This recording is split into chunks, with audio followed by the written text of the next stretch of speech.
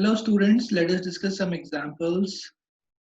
Right, in the last lecture we had discussed about the quality factor of the circuit. So we'll take some examples based on power, resistance, and quality factor.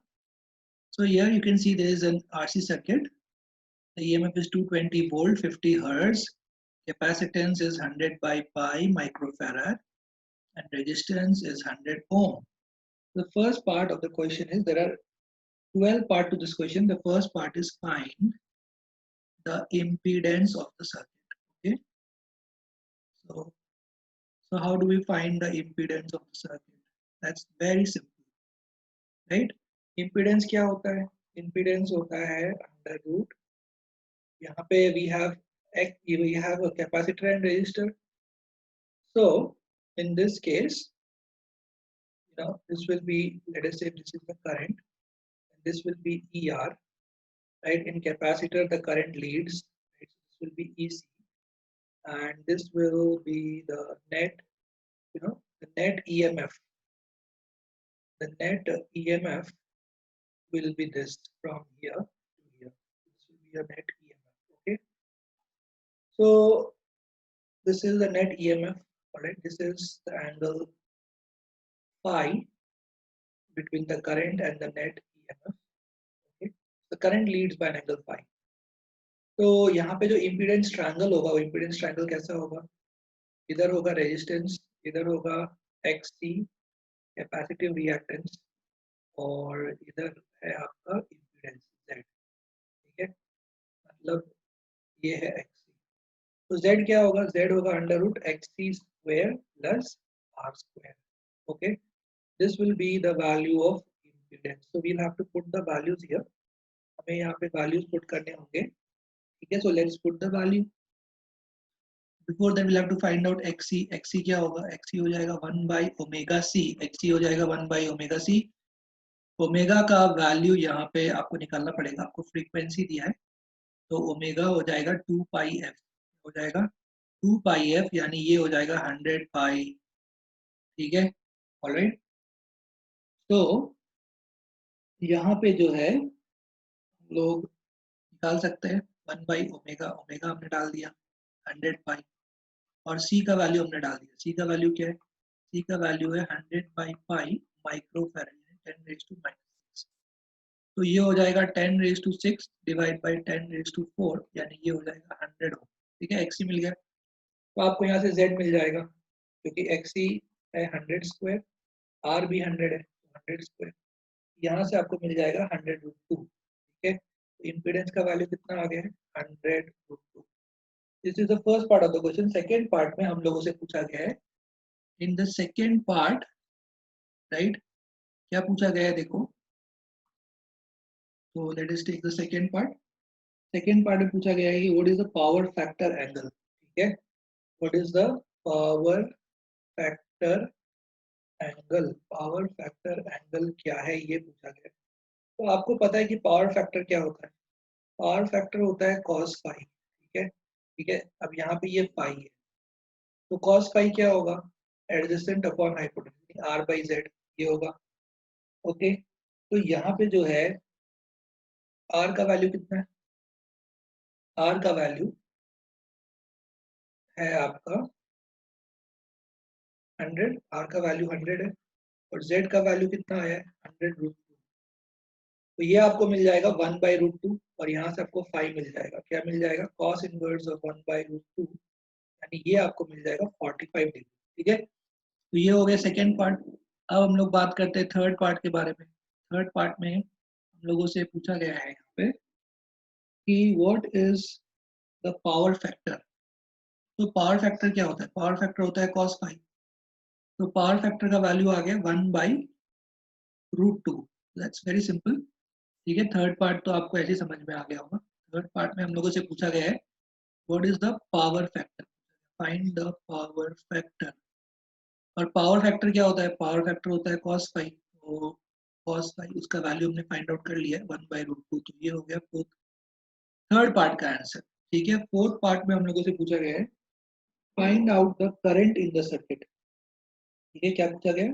Find out the current in the circuit. तो RMS current पूछा गया है. ठीक है, तो आपको IRMS निकालना है, IRMS वैल्यू ऑफ करंट आपको फाइंड आउट कर लेना है। तो IRMS क्या होगा, तो IRMS करंट जो है ये हो जाएगा ERMS बाई इम्पीडेंस। अब ERMS का वैल्यू 220 वोल्ट है, तो 220 और Z का वैल्यू है कितना, Z का वैल्यू है 100√2। ठीक है, तो ये हो जाएगा यहाँ से।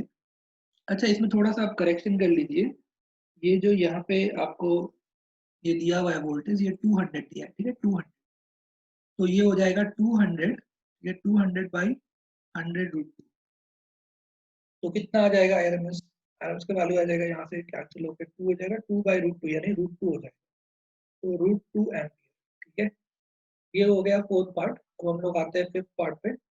तो फिफ्थ पार्ट पे हम लोगों से पूछा गया है फाइंड द मैक्सिमम करंट। क्या पूछा गया है, find the maximum current. Maximum current का मतलब क्या है, वो है पीक वैल्यू, राइट। करंट जो है, करंट का पीक वैल्यू पूछा गया है। तो अभी हम लोगों को IRMS वैल्यू पता है करंट का, तो पीक वैल्यू कैसे निकालेंगे, तो पीक वैल्यू निकालने के लिए, ठीक है, तो आपसे यहाँ पे पूछा गया है फिफ्थ पार्ट में आई नॉट फाइंड आउट करना है। तो जो पीक वैल्यू है वो कैसे निकालोगे आप, तो आपको पता है कि IRMS क्या होता है, RMS होता है I0/√2। तो RMS का वैल्यू आया √2 और यहाँ से आपको मिल जाएगा I0 का वैल्यू, तो I0 का वैल्यू हो जाएगा 2 एम्पियर।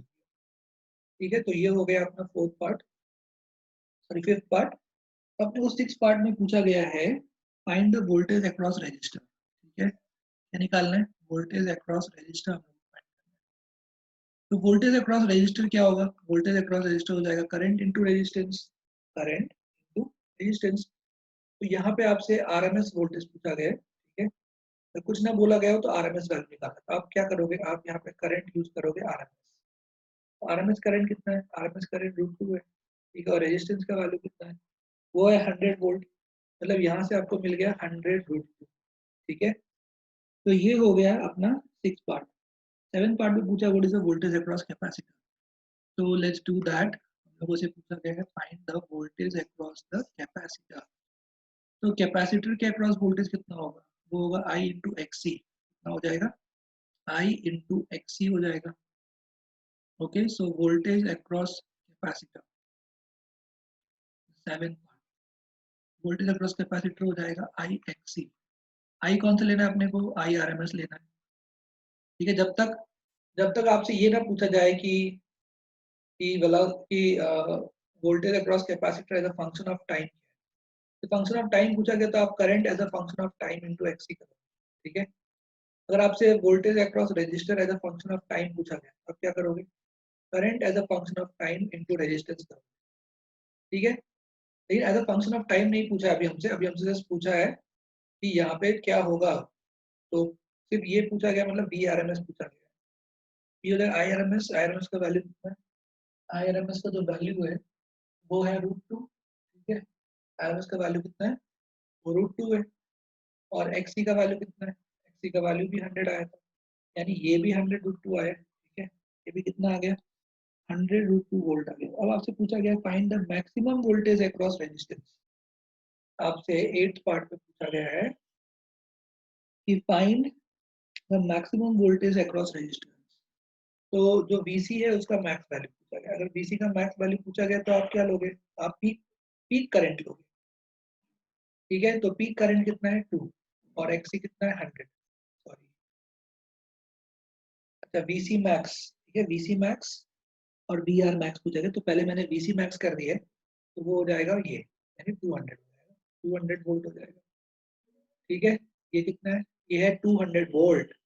तो वैसे ही अगर हम लोगों से पूछा जाएगा कि अक्रॉस द कैपेसिटर कितना होगा, अक्रॉस द रजिस्टर कितना होगा, तो आप क्या करोगे, आप करोगे I0 इंटू आर।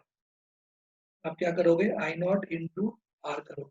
ठीक है, अक्रॉस अगर रजिस्टर पूछा जाएगा तो वो हो जाएगा I0 इंटू आर। I0 का वैल्यू कितना है, I0 का वैल्यू है 2 और R का वैल्यू 100, ये हो जाएगा 200 वोल्ट। ठीक है, ओके। अब आपसे टेंथ पार्ट में पूछा गया है यहाँ पे what is the what is the average power, what is the average power, पूछा गया है, ठीक है, power consumed in the circuit. तो average power consumed in the circuit क्या होगा, उसका फॉर्मूला है ERMS IRMS cos phi, ये उसका फॉर्मूला है, ये जो हमने डिस्कस किया था। ERMS का जो वैल्यू है, राइट, ERMS का वैल्यू कितना है, वो है 200, क्योंकि यहाँ पे आप देखो ये जो दिया गया है आपको, ये ERMS दिया गया है, ठीक है, तो ये हो जाएगा 200। IRMS कितना आया है, IRMS आया है √2 जो करंट का वैल्यू, और cos phi वो आया 1/√2, cos phi कितना है 1/√2। तो यहाँ से जो पावर कंज्यूम होने वाला है सर्किट में वो है 200 वैट, कितना है 200 वैट है।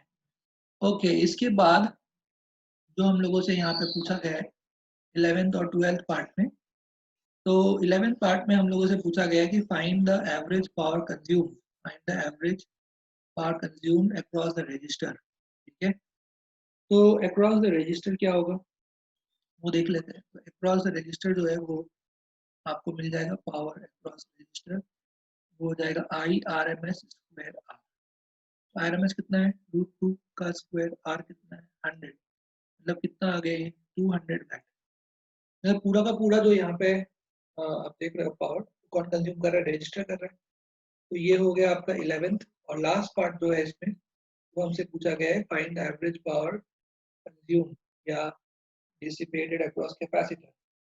आपको पता है कि कैपेसिटर के केस में जो करंट है और जो EMF है उसमें जो फेज डिफरेंस वो कितना होता है, ये कैपेसिटर के अक्रॉस वो होता है π/2, ठीक है। और आप देखोगे यहाँ पे PI cos phi अगर आपने किया तो phi का वैल्यू 90 है, तो वो कितना हो जाएगा 0 हो जाएगा, मतलब this no power consumed across the capacitor. Okay, I hope आप लोगों को ये क्वेश्चन समझ में आया होगा। Let us take another, so student, let us take another example. So in the previous question, if the source voltage, what is this? This is the source voltage, okay. So बता रहे हैं आपको if the source voltage is 200√2 sine 2 pi 50t, so this is omega, sorry, this is frequency, so omega is 2 pi f, that is 100 pi, so omega का value कितना है 100 pi। उसे बोला गया है find current as a function of time, VR as a function of time and BC as a function of time. So अभी देखा था हम लोगों ने कि द प्रीवियस क्वेश्चन जो आई नॉट का वैल्यू आया था वो कितना आया था, आई नॉट का वैल्यू आया था 2, राइट, आई नॉट का वैल्यू 2 आया था। तो जो करंट का इक्वेशन होगा वो क्या होगा, वो होगा आई नॉट साइन ओमेगा टी, और करंट क्या कर रहा है, करंट लीड कर रहा है, देखा था आपने डायग्राम में, तो प्लस पाई। ओके, तो यहाँ से अपने को मिल जाएगा आई नॉट का वैल्यू 2 है, आई नॉट का वैल्यू कितना है 2, ठीक है, और साइन हो गया, और ये ओमेगा मतलब 100 पाई हो गया, तो 100 पाई टी प्लस करंट क्या कर रहा है, करंट लीड कर रहा है, देखा आपने डायग्राम में, करंट जो है वो लीड कर रहा है, करंट ऊपर है और EMF नीचे, सॉरी EMF रिजल्टेंट EMF यहाँ है, रिजल्टेंट EMF ये इसकी है, तो रिजल्टेंट EMF उससे कितना एंगल आगे, पाई एंगल आगे लीड कर रहा है, तो लीडिंग सर्किट, ठीक है। तो ये हो गया अपना करंट का इक्वेशन। अब आपसे यहाँ पूछा जा रहा है कि BRT क्या होगा, potential drop across resistor as a function of time, तो वो होगा I as a function of t into R, क्या हो जाएगा I as a function of t into R हो जाएगा, ठीक है। तो ये कितना हो जाएगा, ये हो जाएगा आपको यहाँ पे I as a function of t, यानी ये हो गया 2 sin 100 by t plus 45 into आपको r करना है, यानी 100 करना है, तो आप लिख लोगे ये हो जाएगा 200 sin 100 by t 100 by t plus 45, ठीक है, समझ में आ गया। अब बात करते हैं capacitor VCT।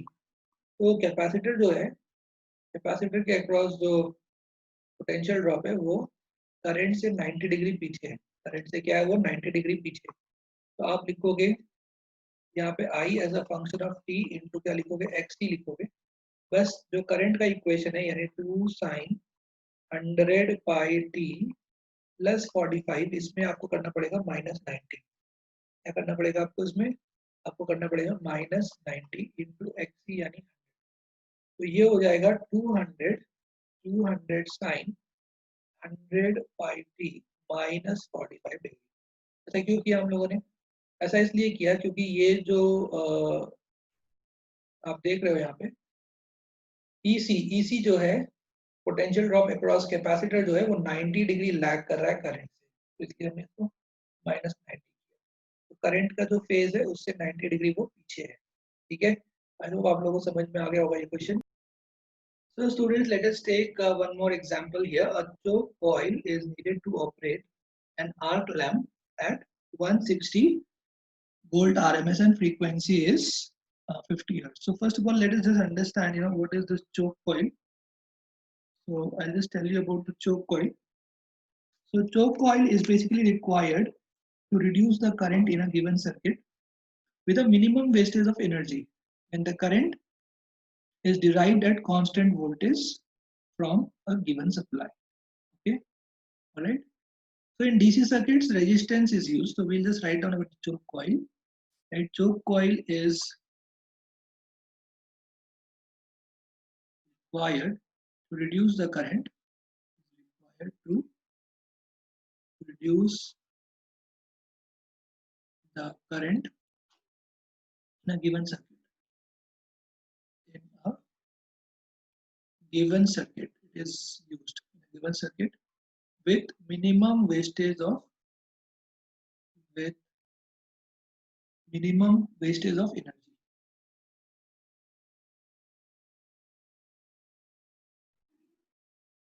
That is the idea of choke coil. Okay. Okay. So when the current is derived, okay, when the current is derived at constant voltage, at constant voltage from a given supply. From a given supply. Okay. So this is the understanding of the choke coil.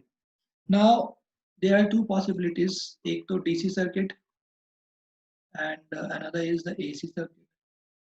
So in DC circuit, resistance या resistor is used. Okay. In DC circuits, a resistor is used for this purpose, but there is a wastage of energy, right? In DC circuit, what is used? Resistor is used, but there is a wastage of energy. So the loss of energy, delta E, loss of energy, is I square R, because there is dissipation of power across the resistor, and that loss of energy is I square R. Whereas, in AC circuit, a more economical method can be used to reduce the current. So what is that? By introducing an inductance. Okay. So what does inductance do? Inductance sets up a back EMF. Inductance क्या करता है? उसमें back EMF तैयार हो जाता है, जिसको हम लोग बोलते हैं induced EMF, back EMF, right? So the inductance sets up a back EMF which opposes the applied EMF. So the current is reduced. So what happens is that the current is reduced. So AC circuit में हम लोग क्या use करते हैं? हम लोग basically inductor use करते हैं. तो जो इंडक्टर होता है उसका भी रेजिस्टेंस होता है, बट वो नेग्लिजिबल होता है. तो इसको हम लोग चोक कॉइल कहते हैं. ठीक है, combination of inductor and resistor is called a choke coil. तो यहाँ पे जो रेजिस्टेंस है, ये रेजिस्टेंस होता है नेग्लिजिबल. Resistance is negligible. ठीक है, और इसका जो इम्पीडेंस है वो क्या होता है? Under root XL square plus R square. और आपको पता है इंडक्टर के अक्रॉस जो पावर लॉस है वो जीरो है. इंडक्टर के अक्रॉस पावर लॉस कितना है? जीरो. तो जो पावर होगा वो इधर होगा और आर नेग्लिजिबल है. तो एसी में हम लोग यूज करते हैं एल आर का कॉम्बिनेशन, जिसको हम चोक कॉइल कहते हैं. ठीक है, तो आपको पता है कि यहाँ पे इंडक्टर के अक्रॉस तो पावर कुछ डिसिपेट नहीं होता है, right? There is no power dissipated across the inductor. You already know this, so I'll just remind you of that. The average power dissipated across the inductor कितना होगा? The average power dissipated across the inductor is zero. Okay, that is zero. So students, यहाँ पे remind you. So the average power dissipated across the inductor वो क्या होगा? I या IRMS into क्या होगा? Cos phi. तो जो इंडक्टर होता है, इंडक्टर के लिए ईएमएफ लीड करता है, करंट लैग करता है। जो फेज डिफरेंस है वो कितने का है, वो π/2 का है। तो ये कितना आएगा, average power dissipated across inductor कितना है, 0 है। और आर क्या है यहाँ पे, आर नेग्लिजिबल है, आर क्या है, नेग्लिजिबल। तो इस केस में जब हम ये जो यूज कर रहे हैं हम चोक कॉइल, इसको हम क्या कहते हैं, इसको हम कहते हैं चोक कॉइल। ये जो इंडक्टर है इसको हम चोक कॉइल कहते हैं। तो यहाँ पे जो पावर लॉस होगा यहाँ पे, या जो एनर्जी का लॉस होगा वो ऑलमोस्ट जीरो होगा। यानी this is a very economical way, this is a more economical approach to reduce the current. ठीक है, this is a more economical approach to reduce current. अब हम लोग आ जाते हैं इस क्वेश्चन पे। तो इस क्वेश्चन में हम लोगों को क्या दिया गया है वो हम लोग देखते हैं। यहाँ दिया गया choke coil is needed to operate arc lamp at 100 volt RMS and 50 hertz. ठीक है, 100 वोल्ट आरएमएस एंड 50 हर्ट्ज यहाँ पे बोला गया है। ओके, चलो तो इसके लिए हम लोग बनाते हैं डायग्राम। तो ये यहाँ तक तो आप समझ गए होंगे। ठीक है, ये क्वेश्चन भी नोट डाउन कर लिया होगा आप लोगों ने। तो हम लोग ये थोड़ा सा यहाँ से इसको रिमूव करते हैं। तो ये देख लो आप, आर्क लैंप दिया है at 160 volt RMS and 50 hertz. ठीक है, ये दिया गया था। Arc lamp has an effective resistance of 5 ohm when running of 10 ampere RMS. ठीक है, ये आपको यहाँ से, चलो हम लोग यहाँ तक डिस्कस कर लेते हैं पहले। Let us discuss till this point.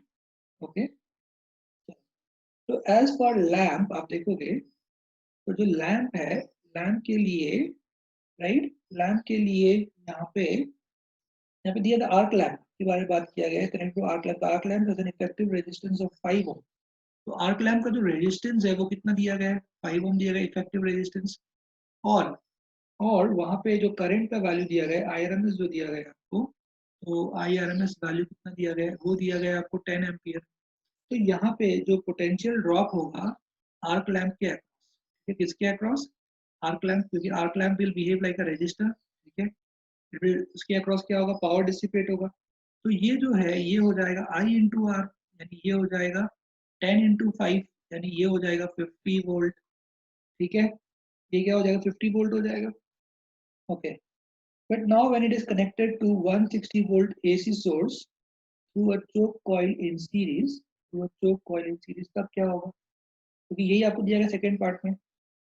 Okay, बोला है calculate the inductance of the choke coil if if the same arc is to be operated on DC। Okay, अगर हमको इसको DC पे, तो पहले को क्या किया हम लोगों ने, पहले हम लोगों ने इस चोक कॉइल को, राइट, इस चोक कॉइल को हम लोगों ने क्या किया, we connected this to an AC source। तो first we have connected this to an AC source. ठीक है, तो क्या है, यहाँ पे एक इंडक्टर है, एक यहाँ पे रेजिस्टर है, और हमने एक AC सोर्स से कनेक्ट किया। ठीक है, और आपको दिया गया है जो AC सोर्स है वो 160 वोल्ट उसका आरएमएस वैल्यू है और 50 हर्ट्ज उसका फ्रीक्वेंसी है। ठीक है, तो अभी आपने यहाँ से क्या निकाल लिया, आपने यहाँ से वोल्टेज ड्रॉप अक्रॉस रजिस्टर तो फाइंड आउट कर लिया। वोल्टेज ड्रॉप अक्रॉस आपने क्या किया, रजिस्टर तो आपने फाइंड आउट कर लिया। वो कितना आया, वो 50 वोल्ट आया। ठीक है, that is 50 volt, right, so that is 50 volt. तो यहाँ पे जो इफेक्टिव ईएमएफ है वो क्या होगा, वो होगा under root E L square plus E R square. अब ई जो है वो तो 160 का स्क्वायर, ई एल हमें निकालना है, want to find out E L, क्योंकि हमें एल का वैल्यू नहीं दिया गया यहाँ पे, so we have to find out that value of L। ये फर्स्ट पार्ट चल रहा क्वेश्चन का। when we have connected the choke coil, ये जो आप देख रहे हो, this is the choke coil, we have connected the choke coil to an AC source, और ER कितना है, होगा 50 स्क्वायर। तो यहाँ से जब हम लोग सॉल्व, EL का वैल्यू हमें मिल जाएगा, आप सॉल्व करिए, वो मिल जाएगा 152 वोल्ट। ठीक है, अब EL क्या होता है, EL होता है IXL। ठीक है, IXL और ओमेगा एल, एक्सएल होता है ओमेगा एल, यानी आई ओमेगा एल। और ओमेगा क्या होता है, ओमेगा होता है 2 पाई एफ एल। तो इस तरह से हम लोग जो है यहाँ से सॉल्व करके, इसको सॉल्व करके हम लोग एल का वैल्यू फाइंड आउट कर सकते हैं। We can find out the value of inductance. ठीक है, okay, so we can find out the value of inductance, so let's find out that. तो यहाँ पे क्या होगा, यहाँ पे जो है इंडक्टेंस का वैल्यू, एल का वैल्यू हो जाएगा आपका 152 divided by 2 pi F I हो जाएगा। तो यहाँ से 2 पाई का वैल्यू को पता है 3.14, और एफ कितना दिया गया है, एफ दिया गया है 50 हर्ट्ज और करंट दिया गया है 10, राइट। इस एसी सर्किट के लिए करंट आयरन वैल्यू कितना दिया गया है, 10 दिया गया है। तो यहाँ से आपको इंडक्टेंस मिल जाएगा 4.84 × 10⁻² हेनरी। तो ये हो गया आपका फर्स्ट पार्ट, ठीक है। अब बात करते हैं हम लोग सेकेंड पार्ट में। पूछा गया है अगर इसी को, अगर आपको एक डीसी पे ऑपरेट करवाना है, ठीक है, एक डीसी वोल्टेज है 160 वोल्ट का, अगर आपको उस पर ऑपरेट करवाना है, राइट, तो क्या करना होगा, आपको कुछ एडिशनल रेजिस्टेंस ऐड करना होगा, ठीक है। क्योंकि जब आप डीसी सर्किट में इसको डालोगे, जब आप इसको डीसी सर्किट में डाल दोगे, तो डीसी सर्किट में इंडक्टर बिकम्स अ कंडक्टर। और हम बात करें इसका, बी पार्ट नहीं बट क्वेश्चन का बी पार्ट है, तो यहाँ पे अगर आपने इसी चोक कॉइल को, जिसका ये खुद का रेजिस्टेंस है, ये एल है, ये खुद का आर है, इसको अगर आप एक डीसी सोर्स से कनेक्ट कर दोगे, तो थोड़ी देर में ये इंडक्टर जो है ना, inductor will behave like a conductor. तो इंडक्टर है, it will behave like a conductor, वो अपोज नहीं करेगा, will behave like a conductor. तो करंट ज्यादा हो जाएगा, करंट ज्यादा हो जाएगा तो यहाँ पे ये जो चोक कॉइल है वो जल जाएगा। तो इस करंट को हमें लिमिट करना होगा, जो यहाँ से करंट फ्लो होगा उस करंट को लिमिट करने के लिए हमें यहाँ पे एक्स्ट्रा रेजिस्टेंस लगाना होगा।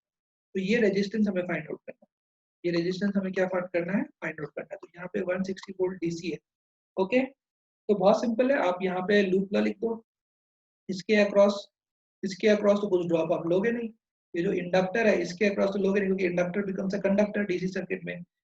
जो अपना स्टेडी स्टेट आता है, स्टेडी स्टेट में इंडक्टर बिकम्स अ कंडक्टर, तो आपसे क्या लिखोगे, आप लिखोगे V = I R + R, तो capital R plus small r, ये हो जाएगा। V कितना है, V है 160, ठीक है।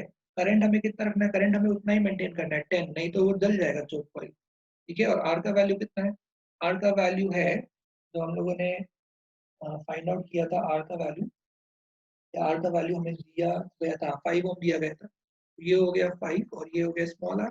तो यहाँ से हम लोग सॉल्व करेंगे, ये हो गया 16 - 5 यानी 11, ठीक है। तो ये पार्ट भी सॉल्व हो गया, 11 ओम आ गया, ओके। तो आप यहाँ पे देख सकते हैं कि जो हमने पहला केस लिया था एसी वाला, तो वहां पे चोक हैज नो रेजिस्टेंस, तो power loss in the choke will be zero, ठीक है। तो चोक कॉइल है, उसमें पावर लॉस कितना होगा, जीरो, और बल्ब पावर कंज्यूम करेगा। तो जो अपना ए पार्ट था, तो ए पार्ट और बी पार्ट को हम लोग कंपेयर कर लेंगे बस, तो ये हमारा क्वेश्चन खत्म हो जाएगा। तो ए पार्ट में जो था, ए पार्ट में जो पावर लॉस है, राइट, पावर लॉस वो सिर्फ रजिस्टर के अक्रॉस होगा, I² आप करोगे, आई का वैल्यू 10 100 × 5 यानी 500 वैट, ये आ जाएगा। लेकिन जो बी पार्ट है, बी पार्ट मतलब ये वाला पार्ट जहाँ पे हमने एक्स्ट्रा रजिस्टर कनेक्ट किया है, जब हम लोगों ने एक्स्ट्रा रजिस्टर कनेक्ट किया है तो टोटल रेजिस्टेंस कितना हो गया, टोटल रेजिस्टेंस हो जाएगा यहाँ पे कितना हो जाएगा, 11 + 5 यानी 16 हो जाएगा, 16। तो यहाँ पे जो पावर लॉस होगा, यहाँ पे जो पावर लॉस होगा वो हो जाएगा 1600 वैट, I² यानी 100 और टोटल रेजिस्टेंस 16 है। तो आप देख सकते हो कि यहाँ पे पावर लॉस आ रहा है, ठीक है। तो अगर हम लोग इसको यहाँ पे AC यूज करते हैं तो पावर लॉस कितना है, सिर्फ 500 वैट, यहाँ पे जो पावर लॉस है इट्स ओनली 500 वैट। अगर हम डीसी सोर्स यूज करते हैं तो हमें एक्स्ट्रा रजिस्टर लगाना पड़ेगा करंट को लिमिट करने के लिए, करंट को मेंटेन करने के लिए। तो यहाँ पे जो पावर लॉस है वो बहुत ज्यादा है, इसलिए इसलिए एसी एसी जो है ऑल्टरनेटिंग करंट ही ट्रांसफर किया जाता है, ट्रांसमिट किया जाता है पावर सोर्स यानी पावर हाउस से, डीसी नहीं किया जाता, ठीक है, क्योंकि एसी को ट्रांसमिट करने में पावर लॉस बहुत कम होता है, ठीक है स्टूडेंट। तो इसी के साथ हमारा ये लेक्चर खत्म होता है। तो और अगले लेक्चर में हम लोग और एग्जाम्पल्स लेंगे।